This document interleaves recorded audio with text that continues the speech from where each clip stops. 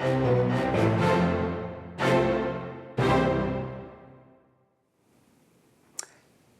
PJTV fans, I'm Andrew Klavan, and I'm here with the man Bill Whittle calls the wonderful Bill Whittle.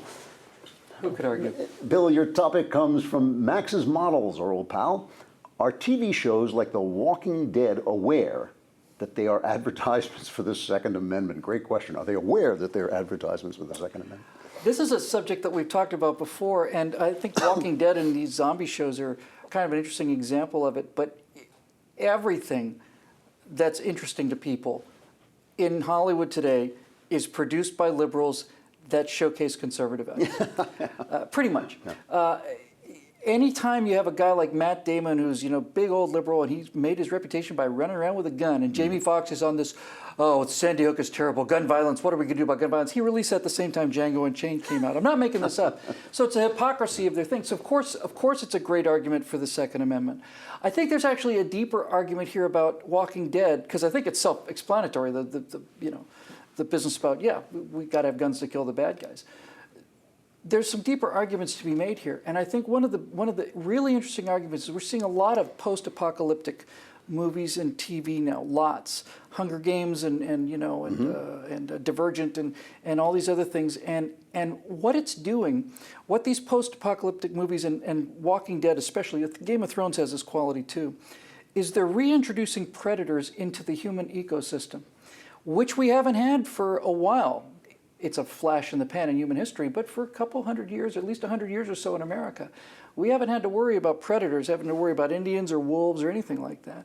We're wired to be protecting ourselves against predators. There's something very primal about being able to get armed. I was talking to a wonderful actress the other day, a friend of ours, and she said, there's so many men are so neurotic in LA, but if you could just teach them 3 manly skills, teach them how to shoot a gun, how to chop wood and change a tire, they'd feel a lot better about themselves. I really believe there's something to this.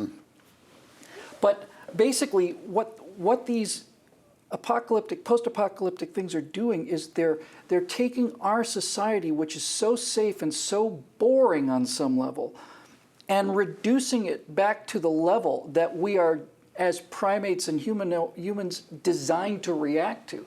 We're designed to react to threats. We're built to react to threats. We're built to react to the hairy-browed people from the mountains, with we're leopards, and we got all this stuff in us. So when we see something like Walking Dead, what we see is our lives. It's the present day. They've got automobiles. It's not the future or anything. And now there are predators coming.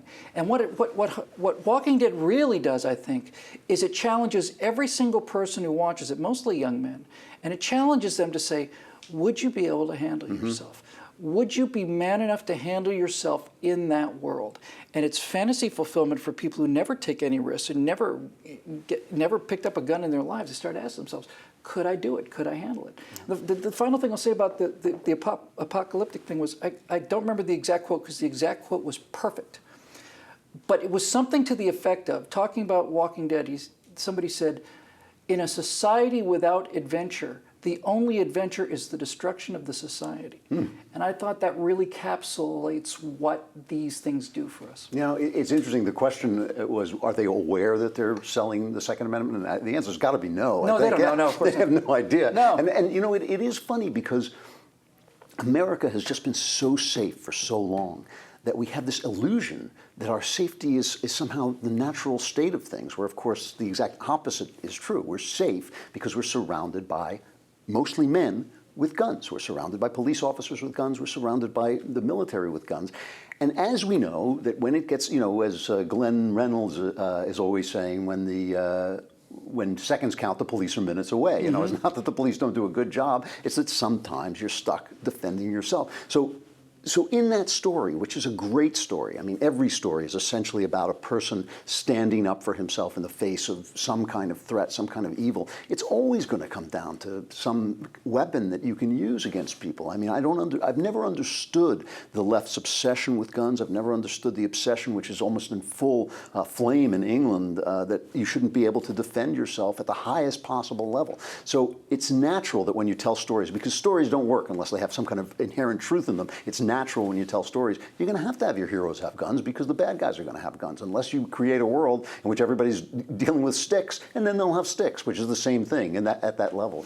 So you can't tell a story. No, you can't. Well, two things right that are balance. just very quickly interesting about what you say, because you talk about us being defended by two rings, the rings of police domestically and the rings of the military further out. But we never actually see their weapons, their holstered weapons. I remember one time at LAX, it was probably right after 9/11, a guy had a slung M4. It was M16 basically, it was a slung M4, an assault rifle in his hands. So, holy crap! Yeah. I actually saw an actual weapon in front of my own eyes. So it's invisible, this shield of protection. Mm-hmm.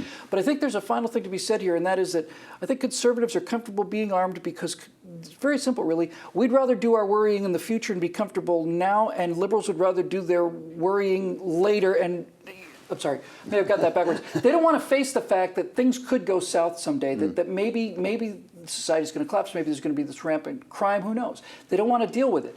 We say we should deal with it now, then we can relax. Yeah, it is funny in the arts. I just have to tell one funny story about playing a video game called Mega Man with my son. And it's a video game where you blast bad guys. That's what you do. Bang, bang, bang, bang, bang, bang. But they felt guilty about it. So around the time that Mega Man 5 came out, they started putting in this voiceover where every now and again, Mega Man in this kind of really squirrely little bleat would go, "Stop it. Stop it. Blam, blam, blam, blam, blam. Stop it. Stop it." And that's what Hollywood is saying to us. Blam, blam, blam, blam, blam. Stop it. I'd Stop shoot it. a lot harder. That's all we have time for today. Let us know what questions you'd like answered by leaving them below. Stop it. For Bill Whittle, PJTV, I'm Andrew Klavan. Thanks for watching.